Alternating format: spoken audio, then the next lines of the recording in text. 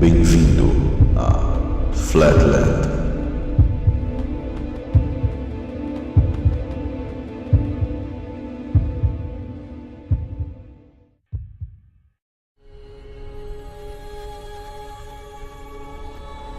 Muitas cosmologias dos mais diversos povos antigos mostram nosso mundo revestido por uma cúpula.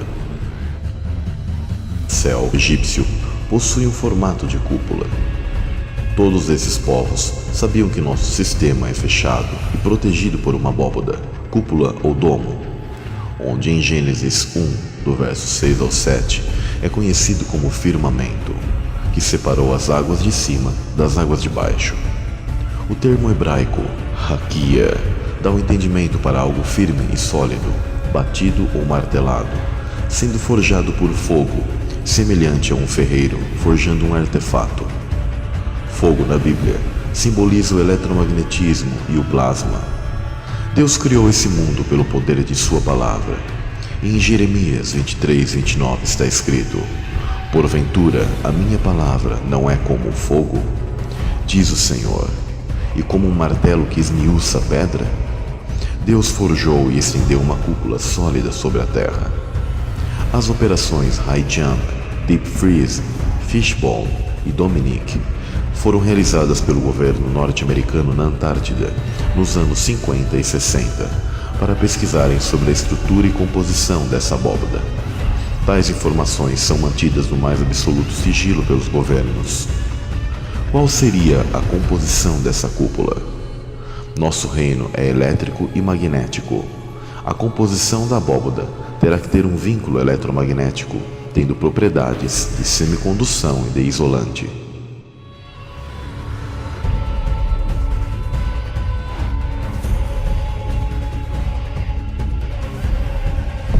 Firmamentum.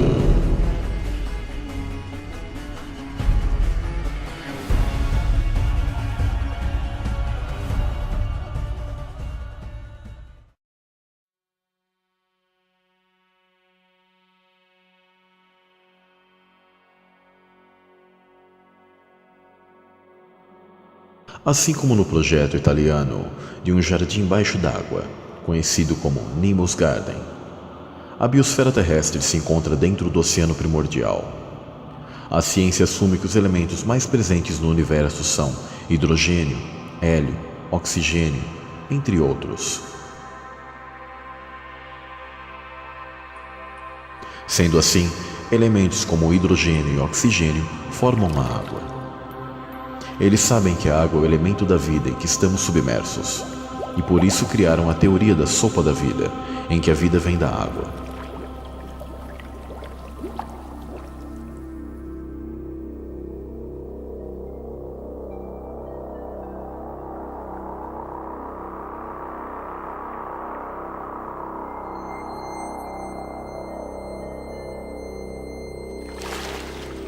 No projeto Nemo's Garden, a estufa terrestre é replicada, perfeitamente mostrando que uma cúpula também age como algo que controla a temperatura e retorna a água condensada para o próprio ambiente. Esta estufa possui um ventilador ao centro para controlar as massas de ar, assim como o ponto magnético do centro-norte da Terra, que é um dos responsáveis pelo fluxo das massas de ar da Terra através da malha magnética do campo toroidal terrestre, que faz esse processo. Então sabemos que a abóbada celeste nos protege e separa de outros ambientes não propícios para que nossa dimensão ou plano da Terra abrigue vida. Ela também serve como algo que mantém gases necessários, tendo sua organização em camadas, com os gases mais leves nas partes mais altas e não escapando pelo universo, mas guardados aqui como uma perfeita estufa.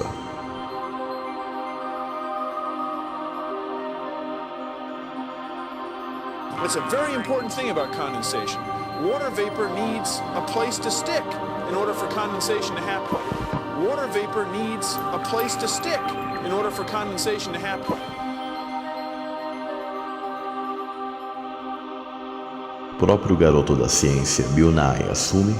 Ele diz que o vapor de água precisa de um lugar para grudar para que a condensação ocorra. sendo essa uma das funções que a cúpula da Terra proporciona, como uma perfeita estufa.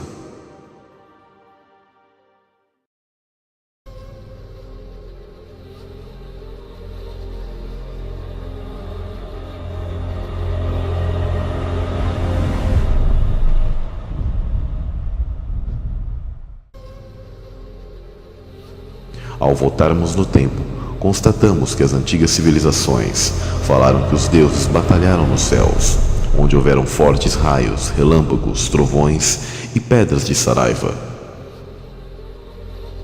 Os céus ficaram em chamas e resultou numa rachadura na cúpula da Terra.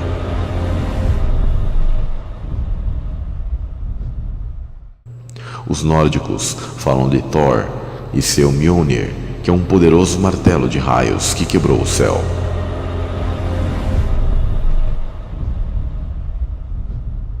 Já o filme Blade Runner fala que essa guerra aconteceu nos portões de Orion.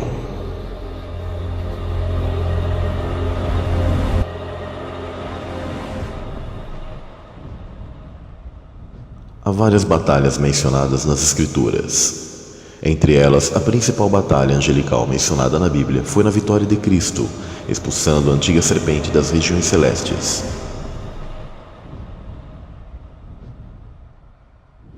E houve batalha no céu.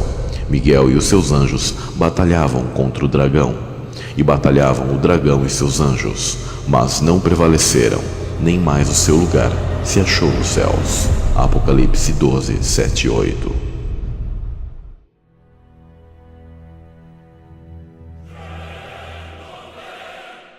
Como consequência dessa guerra entre os deuses, os antigos dizem que surgiu uma rachadura na cúpula. Essa fenda esbranquiçada no céu noturno é observável e ficou conhecida como Via Láctea.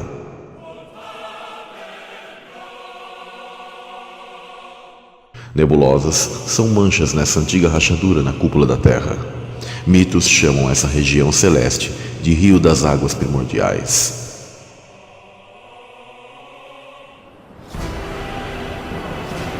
Descargas de plasma das batalhas antigas, provenientes das carruagens dos deuses conhecidas por algumas culturas como Vimanas, atingiram a cúpula dos céus. Esses deuses chegaram a rachar a abóbada celeste, permitindo que fendas, aberturas, ou como na Bíblia mencionado, janelas dos céus, fizessem com que as águas de cima caíssem sobre o mundo no grande dilúvio mencionado pelas civilizações ao redor do mundo. Rabinos, em seus textos antigos, mencionam que a água que caiu dos céus pelas fendas da abóbada estava em estado fervente, com o material da cúpula da terra dissolvido neste terrível dilúvio.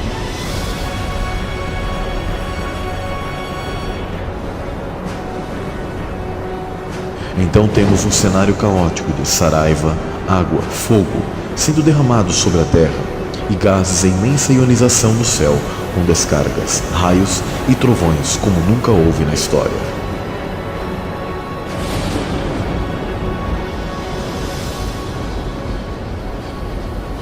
Materiais como cristais ou materiais vítreos, no geral após estarem a altas temperaturas e se esfriarem e se solidificarem, apresentam manchas nas partes que racharam, exatamente como a abóbada celeste, do qual, coincidentemente, está alinhada às estrelas dos quais monumentos antigos, como pirâmides, zigurats, entre outros das civilizações dos Nefilim, também conhecidos como filhos dos anjos caídos, e das antigas civilizações ao redor do círculo da Terra adoravam. Este é o porquê das nebulosas que observamos no céu estarem alinhadas às principais grandes regiões desérticas da Terra, onde as areias e vida escassa, como em outras regiões, mostra que houveram eventos e uma guerra nuclear, deixando essas principais partes do mundo devastadas até os dias de hoje.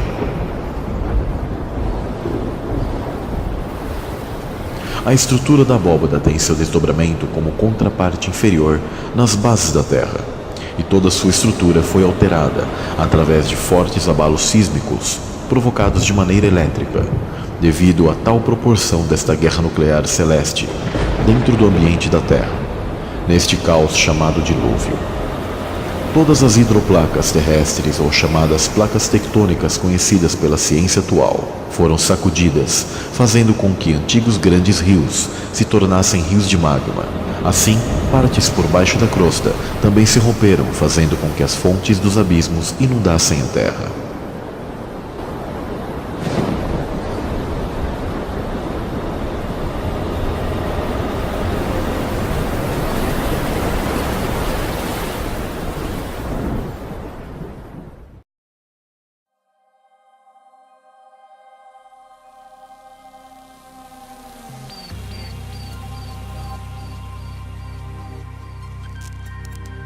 Desertos possuem vastas quantidades de areia, e a composição da areia é quase totalmente dióxido de silício. Geralmente pode ser encontrada misturada nela grandes quantidades de outros minerais, como carbonato de cálcio, vários tipos de micas, feldspatos. Há extensões enormes de areia vitrificada ou vidro no deserto do Saara, que cobrem, por exemplo, uma extensa região no Egito,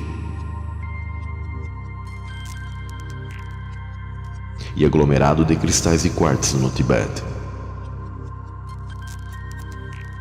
Então aqui temos fragmentos daquela cúpula, onde os egípcios chamavam de a Rocha de Deus, e eles sabiam de onde veio. Eles descreveram a cúpula sobre a terra como um deus. A principal matéria-prima do vidro é também o dióxido de silício, e esse elemento não pode conduzir eletricidade sob circunstâncias normais, porque não possui elétrons livres presentes para a condutividade. É usado como isolante dentro de circuitos integrados. No entanto, o dióxido de silício é piezoelétrico, que significa que se você exercer pressão, irá gerar um impulso elétrico, e se você aplicar um campo elétrico, ele se deformará. Esta propriedade permite que seja usado para fazer cristais ressonantes, para controlar a frequência dos relógios de quartzo, transmissores, receptores de rádio e outros dispositivos. Sendo assim, a energia elétrica da Terra pode se mover através da cúpula por meio da piezoeletricidade.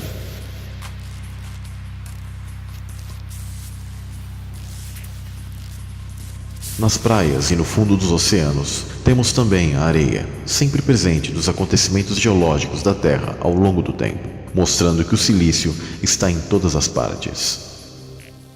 O vidro desértico da Líbia é geralmente encontrado no deserto ocidental do oeste do Egito, amplamente espalhado ao longo da fronteira Líbia-Egito. Os cientistas dizem que é o maior depósito conhecido de um vidro de sílica natural da Terra, cerca de 98% de dióxido de silício.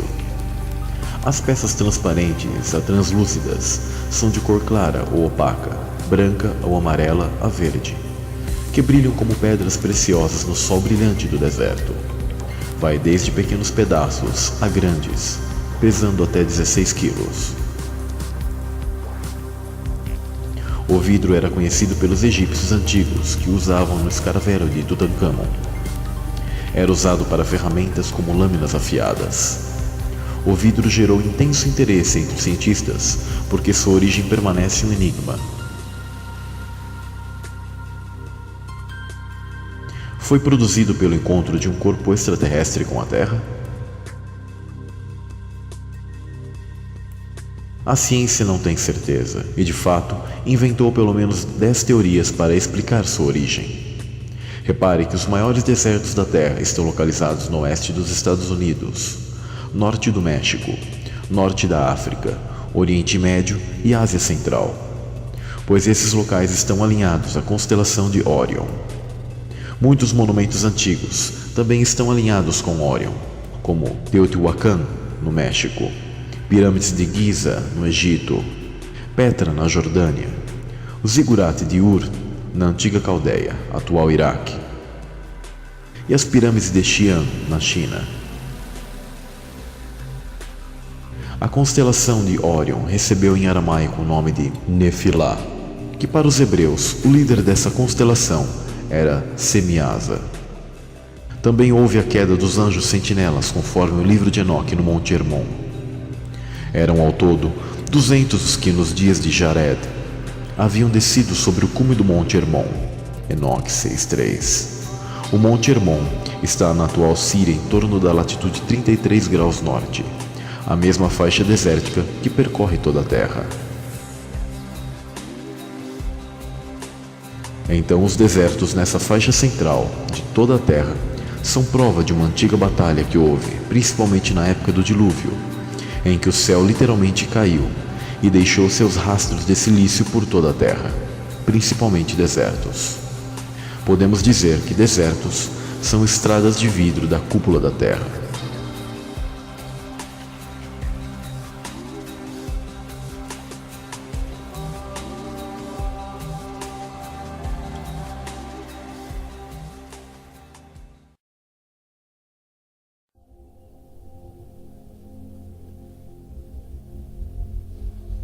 O pesquisador Gerhard Schmidt, da Universidade de Mainz, da Alemanha, calcula que cerca de 160 asteroides metálicos de cerca de 20 km de diâmetro bastariam para fornecer a concentração conhecida desses metais na crosta da Terra.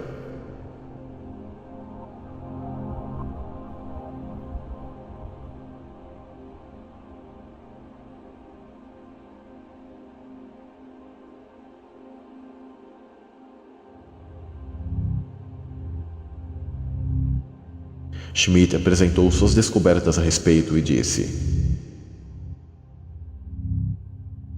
descobrimos distribuições de abundância notavelmente uniformes em nossas amostras da crosta superior da Terra. Uma comparação desses valores com meteoritos sugere uma fonte cósmica. Ao longo de 12 anos, o cientista analisou as concentrações desses metais em pontos de impacto de meteoritos pelo mundo, além de amostras originárias da Terra. O aquecimento fez com que os metais mais pesados se separassem da rocha mais leve de silício, que deu origem à crosta terrestre. Sua composição ajuda na busca para sabermos do que é feito o domo. Foram descobertos grãos de silício, mais especificamente da substância dióxido de silício em meteoritos. Essa descoberta é surpreendente, quando o silício não é um dos minerais que se esperava poder condensar-se nas atmosferas estelares segundo a astronomia, e até já foi apelidado jocosamente de condensado mítico, por não haver uma explicação plausível. Materiais também encontrados, como olivinas, topázios, ametistas e vidro, possuem suas matérias-primas cozidas pela eletrificação das estrelas, segundo a astronomia. Aqui, mais uma prova que o material de meteoros são pedaços da cúpula da Terra, que estão presos ao campo toroidal da Terra. A ciência chama esse campo toroidal falsamente de campo gravitacional. Descargas elétricas da bobina energética da Terra se descarregam nessa cúpula, onde saem fragmentos, formando os meteoros e meteoritos que conhecemos. Estes, por vezes, escapam desse campo toroidal e caem sobre a Terra.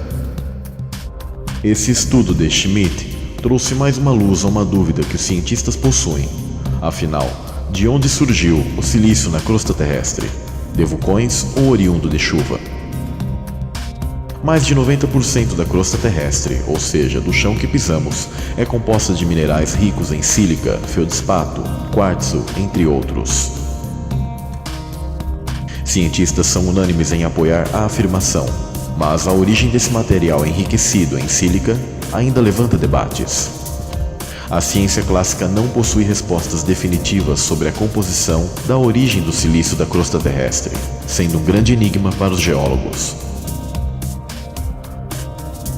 Assim como há muitas teorias para tentar saber de onde vem a água que temos na Terra.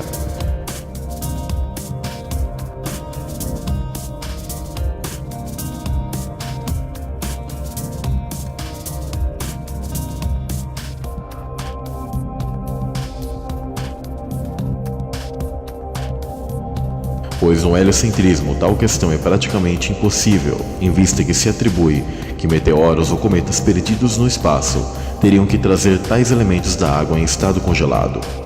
Ainda pior e mais impossível quando pensamos que a Terra estaria em movimento, em espiral, nesse universo louco do heliocentrismo, sendo que esses corpos celestes teriam que ter a sorte em acertar a Terra para trazer água para cá, sendo a água um elemento muito raro nesse espaço de caos da pseudociência atual.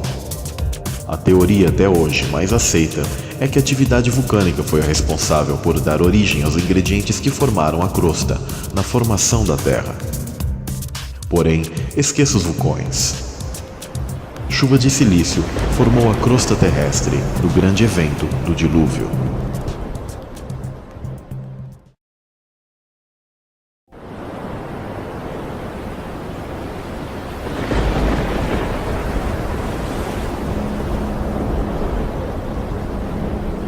Uma dupla de cientistas da Universidade McGill, no Canadá, publicaram um estudo propondo uma nova teoria, a de que a crosta terrestre seria formada por uma chuva, onde na verdade esse silício não saiu do chão, mas ele caiu do céu em forma de uma chuva apocalíptica.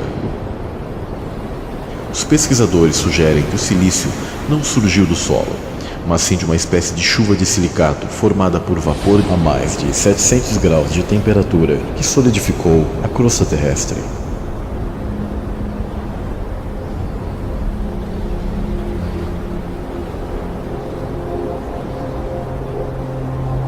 Os pesquisadores afirmam que os testes que realizaram em laboratório para reproduzir as condições atmosféricas de tempos pretéritos apresentaram resultados surpreendentes ao observarem a semelhança do material de silicato dissolvido produzido pelas experiências com o encontrado na crosta terrestre.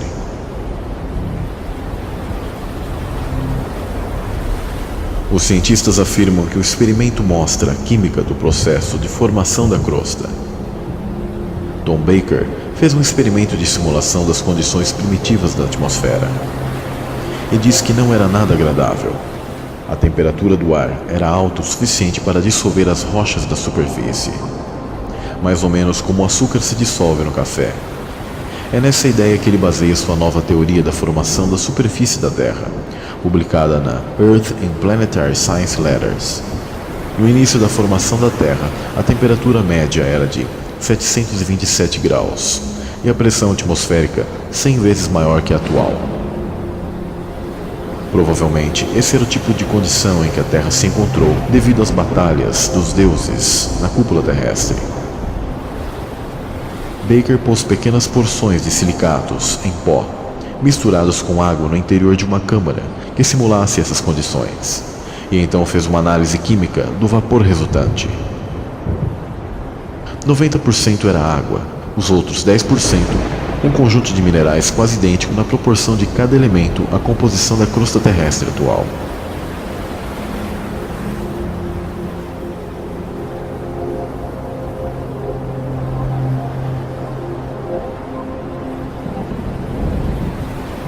Nós ficamos surpresos com a similaridade do silicato dissolvido produzido nos experimentos com o que é encontrado nas rochas da superfície da Terra, afirmou Baker. Em realidade, a água veio das águas primordiais acima do firmamento, e não como a ciência conta. No evento do dilúvio, que também afetou as bases da Terra, e se romperam as fontes dos abismos, e a Terra foi inundada por água, saraiva e destroços incandescentes da cúpula.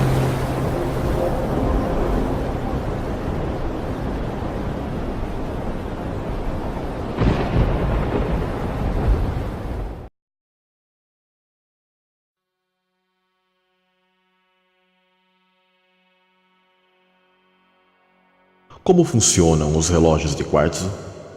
Na relojoaria, o quartzo é utilizado para realizar a contagem dos segundos em relógios de pulso. Na grande maioria dos relógios produzidos hoje, a passagem do tempo é medida pelas vibrações de um minúsculo cristal de quartzo. Esse mineral gera pulsos elétricos quando submetidos a uma pressão física e também vibra fisicamente quando atravessado por uma corrente elétrica. Essa propriedade singular, chamada de piezoelétrica, faz com que a vibração possa ser captada por eletrodos, que são condutores metálicos de eletricidade. Os relógios de quartzo popularizaram-se na década de 70 e substituíram quase completamente os mecânicos, regulados por mola e corda. Enquanto os melhores aparelhos mecânicos se desajustam em 1/10 de segundo por dia, os de quartzo não erram mais que 1/1000.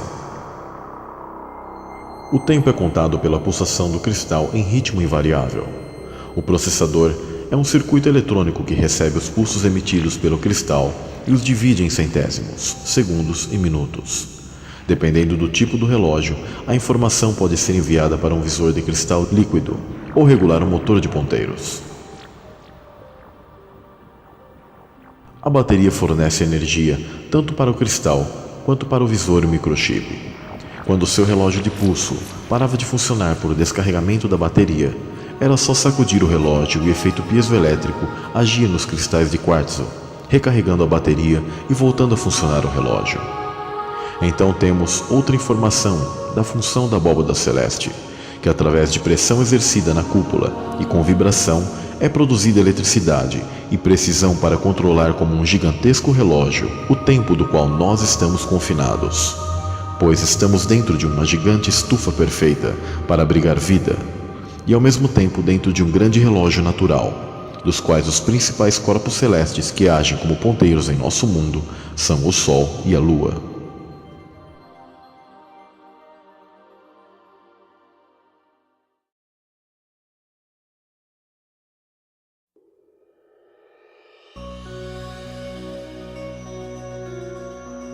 Nosso mundo é elétrico.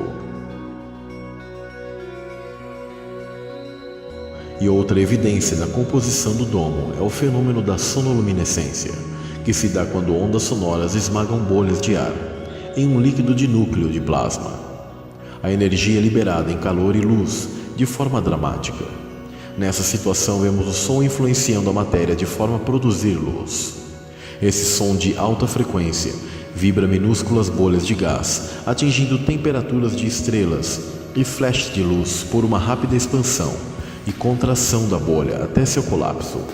É um fenômeno que empurra a dinâmica do som para além de seus limites.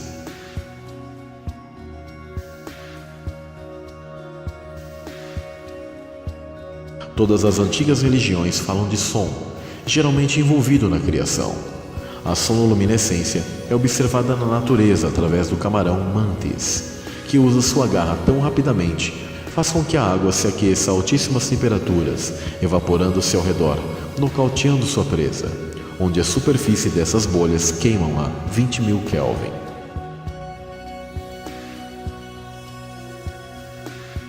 O ataque do camarão nessa alta velocidade só não gera luz visível por falta dos gases nobres, mas é tão semelhante à sonoluminescência que recebeu o nome de camaroluminescência.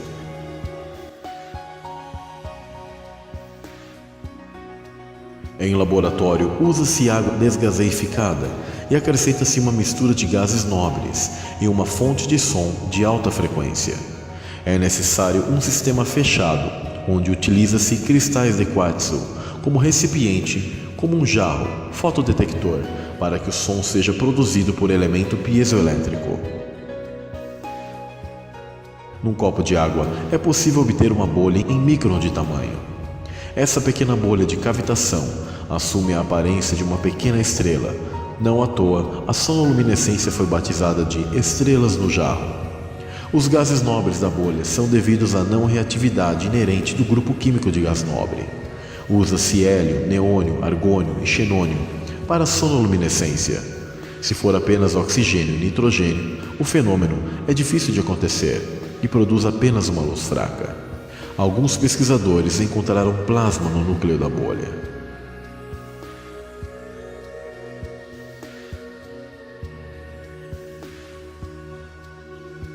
Concluímos que a sonoluminescência é um experimento em escala micro da parte do nosso cosmo, onde o quartzo está presente como invólucro, tendo a propriedade piezoelétrica transpondo essa energia elétrica e eletromagnética na cúpula para o ambiente fechado e retendo gases nobres, propiciando que haja as estrelas.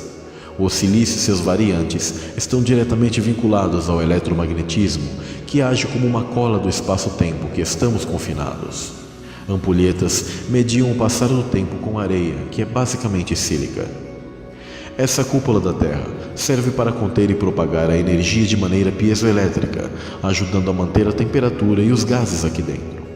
Hélio e nitrogênio estão em abundância nas mais altas camadas da atmosfera e estão em baixíssimas temperaturas, resfriando essa cúpula de silício, empregada como um oscilador de cristal, trabalhando com frequências precisas. Essa cúpula age como um processador gigantesco para estabilizar frequências de transmissores e como invólucro para a existência de estrelas por meio da sonoluminescência, dentro do reino da Terra.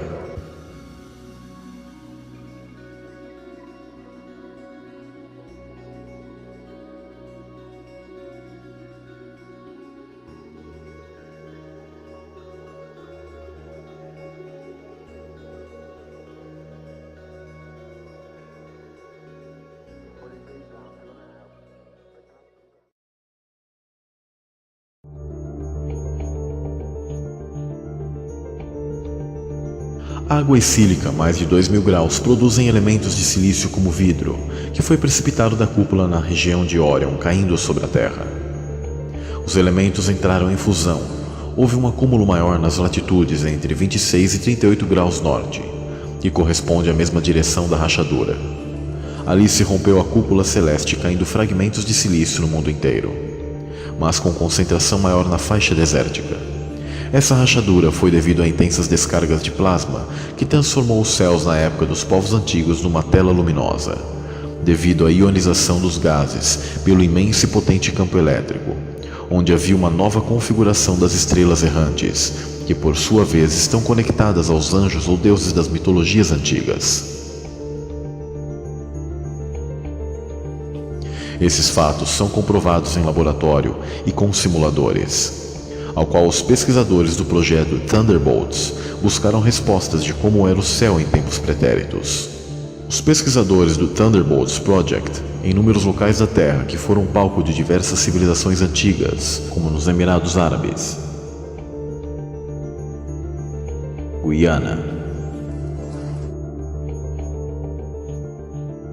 regiões do Arizona, na Itália,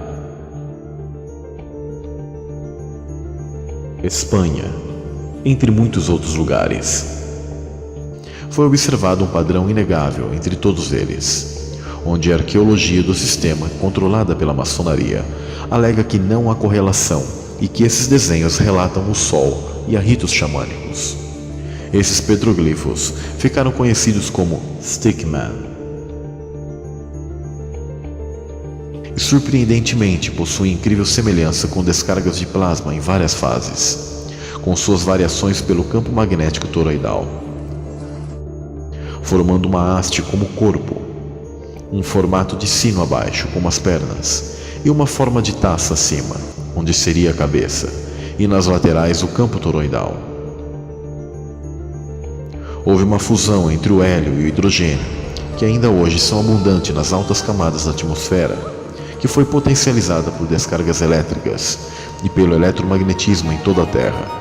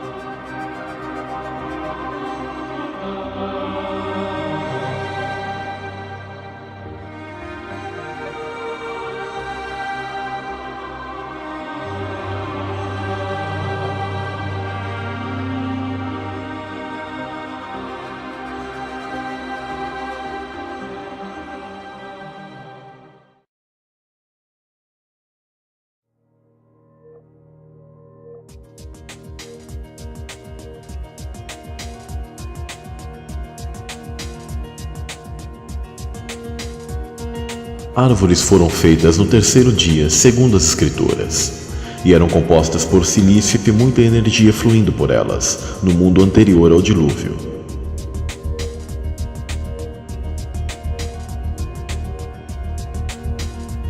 Essas árvores eram antenas que realizavam a conexão terra e céu.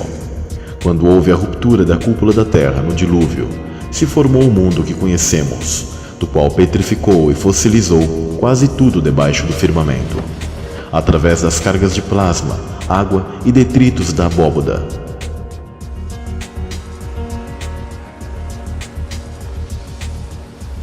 As formas hexagonais que vemos em várias partes do mundo, assim como dessa montanha chamada de Torre do Diabo em Wyoming, nos Estados Unidos, são na verdade as células vegetais de uma árvore gigante de silício, petrificada pelas descargas de plasma na Guerra do Dilúvio.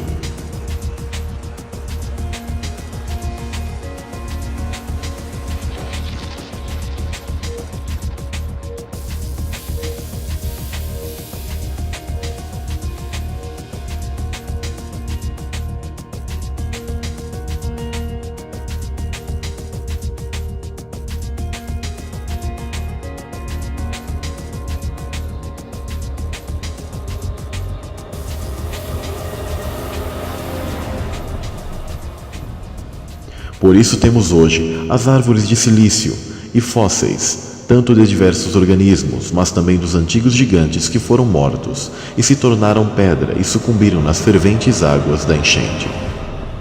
As armas angelicais sempre foram nucleares e de controle do plasma, que junto com a água causou um ambiente propício à fossilização e petrificação em todo o mundo.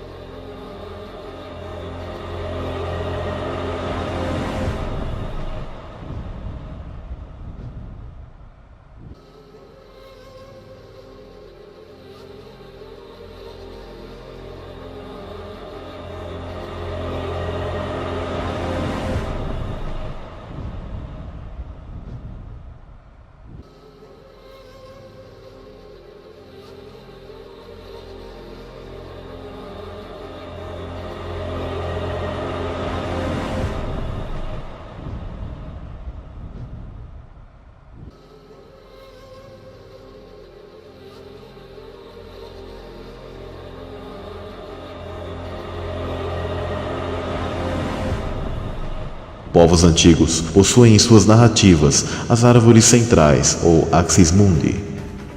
As raízes dessas árvores funcionavam como as linhas de lei e linhas telúricas o fazem hoje, ou seja, suas raízes eram como uma rede de energia subterrânea. O conto de João e o pé de feijão foi originado dessa realidade e percebemos nele um fractal desse mundo antigo. Portanto, árvores sempre foram as conexões entre céu e terra.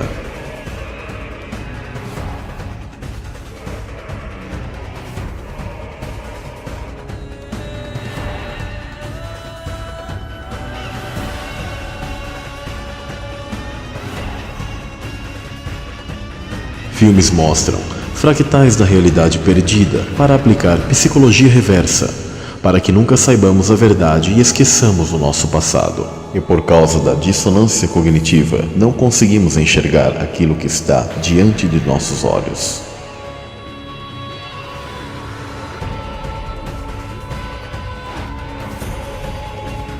Então temos também mais uma prova de que o plasma conhecido pelos antigos povos foi o causador do estado de fossilização e petrificação do nosso mundo, do qual temos a observação, também em laboratório, como na geologia ao redor da Terra, e também o apoio das mitologias antigas, do qual nos mostram que as árvores de silício e os gigantes petrificados são um fato.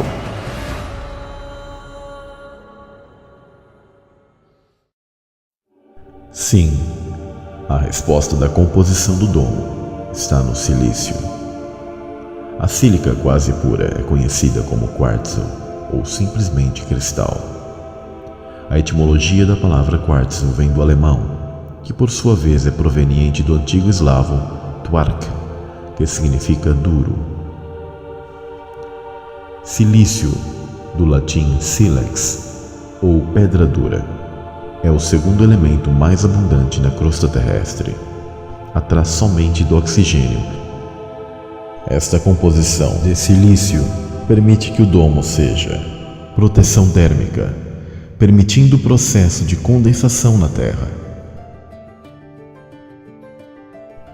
Oscilador de cristal natural para total precisão do espaço-tempo dentro do ambiente da Terra.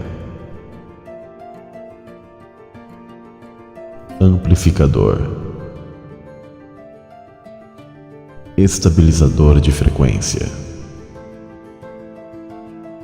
Um invólucro piezoelétrico que dá estabilidade às estrelas e permite o fenômeno da sonoluminescência através de uma frequência precisa. Temos as evidências que os povos antigos conheciam o plasma. E temos os relatos mitológicos das batalhas celestiais dos anjos, chamados deuses pelas culturas ao redor da Terra. Composição dos meteoros, do qual são frutos dessa antiga guerra que houve nos céus. Composição dos misteriosos vidros encontrados no Egito e em outras partes do mundo, dos quais a ciência comum não consegue explicar. Provas geológicas da Terra que nos mostra que o silício caiu do céu junto com água e descargas de plasma no evento inegável do dilúvio.